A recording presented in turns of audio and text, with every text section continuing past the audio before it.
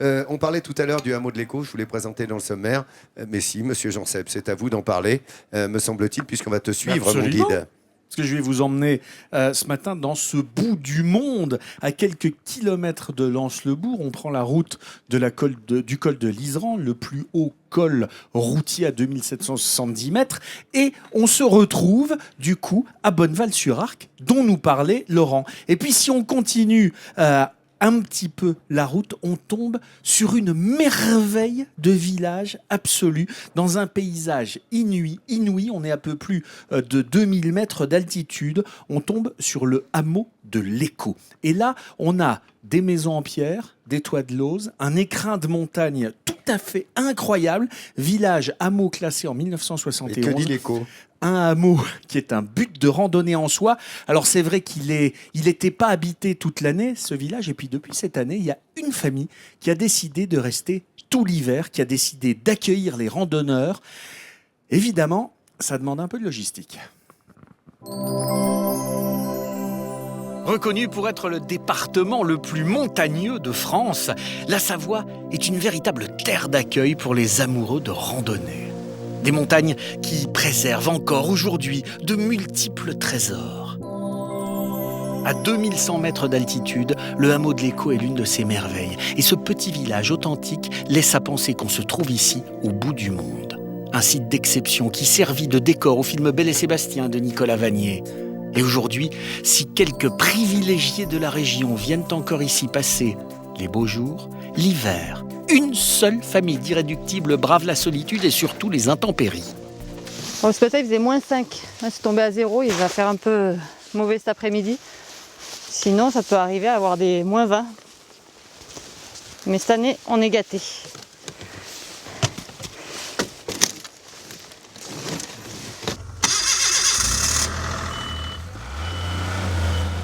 Comme chaque matin, au guidon de son scooter des neiges, Muriel file à travers la montagne pour déposer ses enfants en bas de la vallée. Aujourd'hui, mercredi, pas d'école pour Lomane et Evaël. Direction la voiture familiale qui stationne ici tout l'hiver pour récupérer le matériel de ski. Deuxième maison. Il y a tout dedans. Ça nous permet de progresser les skis. C'est ce qu'on a besoin. Ouais. Une vie un peu rustique, mais qui semble parfaitement convenir aux deux filles de Muriel. J'ai été gardienne de refuge pendant 20 ans et je les ai eues pendant 6 ans avec moi depuis qu'elles sont nées. Donc elles sont habituées à une vie un peu loin de tout et un peu hors du commun, on va dire. Mais elles aiment bien. Allez, go! Et à midi, vous m'attendez à la voiture. Mais Muriel, elle, n'a pas le temps d'aller skier avec ses enfants. Depuis plusieurs années, elle tient un restaurant d'altitude dans le hameau. Et cette année, elle ouvre pour la première fois pendant la saison d'hiver. Chaque jour, il lui faudra remonter les courses stockées chez ses parents, son unique moyen de réapprovisionnement. J'ai fait de la pub un peu pour dire que c'est demain. J'ai mis des panneaux. C'est vrai que c'est la première année où j'ouvre l'hiver. Donc c'est vrai que les gens ne sont pas censés savoir. Mais de bouche à oreille, ça va se savoir vite. Pendant les 2 mois de la saison, Muriel va donc avoir un planning plus que chargé. Déposer les enfants le matin, remonter les courses au hameau, préparer le repas pour les visiteurs. Un nouveau challenge qui n'effraie pas Muriel malgré les aléas de la météo et des touristes. Restaurant. Et est-ce que les gens qui montent ici vont venir manger là? S'il fait beau, ils préfèrent peut-être aussi les pique-niquer. Voilà, c'est vraiment à voir. Mais je pense que c'est un produit qui va marcher. Parce que c'est quand même sympa au bout d'1 heure d'arriver dans un endroit comme ici et puis de se prendre un petit truc chaud, ou manger ou boire un coup. À cette altitude, totalement isolée, Muriel compte sur une météo clémente pour faire tourner son restaurant. Et si les visiteurs ne sont pas au rendez-vous, aucun problème. Elle trouve toujours quelque chose à faire. Et le plus souvent, c'est dans son atelier de poterie qu'elle se réfugie.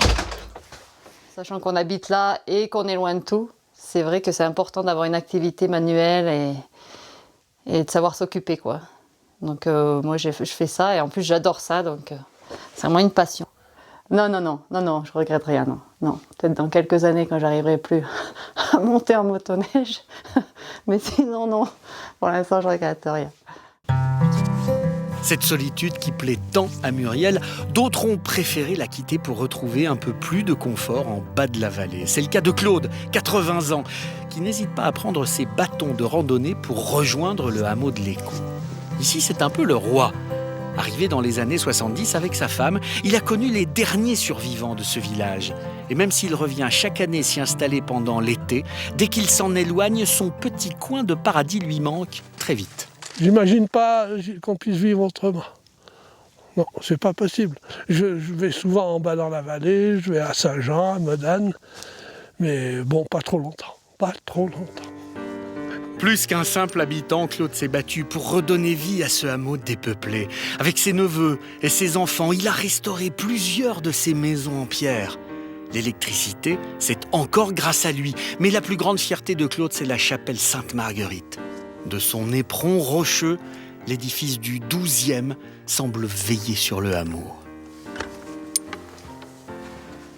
Cette chapelle, c'est le starter qui m'a fait m'installer à l'Écho définitivement. Parce qu'on habitait un peu plus haut, ma femme bien plus haut, en haut dans la pente. Et c'est cette chapelle je suis tombé amoureux de cette chapelle et on l'a donc refaite. Elle était dans un état lamentable. Alors qu'ils étaient près de 150 habitants au milieu du XVIIIe siècle, le hameau de l'Écho ne compte aujourd'hui plus qu'une seule résidence habitée tout au long de l'année. Mais malgré tout, grâce à de nombreux bienfaiteurs comme Claude, ce petit coin perdu a toujours su conserver son charme et son côté envoûtant. C'est un endroit totalement magique. Ce hameau de l'Écho, Laurent, c'est vraiment remarquable d'authenticité, de beauté. C'est un endroit unique. C'est sans doute pour ça que Nicolas Vanier a choisi ce hameau pour tourner Belle et Sébastien, qui est sorti au mois de décembre dernier, le remake parce qu'on de s'en la souvient, série c'est un feuilleton télévisée, il y a une trentaine d'années. Oui. où on était, encore bien une quarantaine, hein, voire 45, hein, Laurent. Hein. Ouais. Hein. Ah bah tiens, écoute. On dirait Ferniaud quand il prend sa voix de tête. Il est capable de la tenir. Série de 1966, Belle et Sébastien, écrit par Cécile Aubry avec Mehdi dans le rôle de Sébastien. Mehdi qui était son fils, Mehdi El Dilaoui qui était le petit Sébastien de l'époque avec ce chien magnifique, moi qui m'a fait rêver quand j'étais gosse. Alors moi ça m'a fait rêver aussi, mais c'est pas cette musique-là que j'ai en tête. Moi j'ai une autre. Oui. C'était un dessin animé, c'est plus ma génération peut-être avec les Sébastien. Ah voilà. Oui, alors. Bah oui, mais nous, c'est notre génération avec Alicia, voilà. Ça, les filles, vous aviez 4 ans, là. Hein. 5 ans, 6 ans. Eh ben, on adorait. Moi, ça me faisait rêver, Belle et Pour les Sébastien. gamines, avec la petite voix comme ça, c'est aussi la voix de tête mais là, multipliée, en ronron, comme on dit, de Vincent Ferniaud. Nicolas Vanier qui a donc tourné Belle et Sébastien. Nicolas Vanier qui vient de terminer son odyssée sauvage. Il est parti de Vanino sur les bords du Pacifique en Russie. Il a fait plus de 6000 km avec ses 10 chiens en traîneau, tout seul à travers les steppes russes, mongoles, chinoises, pour arriver jusque sur les bords de la plus grande réserve d'eau douce de la planète, qu'est le lac Baïkal.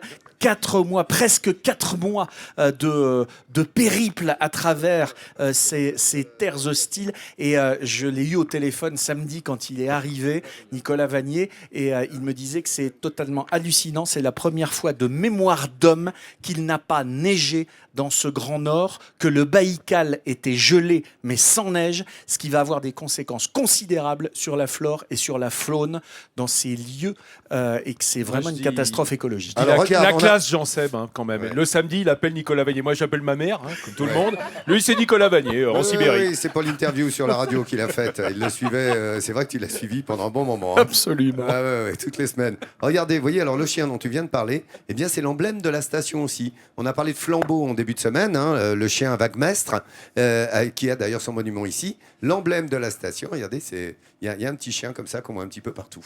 Et Hélène, ce chien, c'est un patou, hein. Oui, c'est un patou. Voilà, c'est le gros chien de berger qui aide montagne des Pyrénées. à garder les troupeaux. Voilà.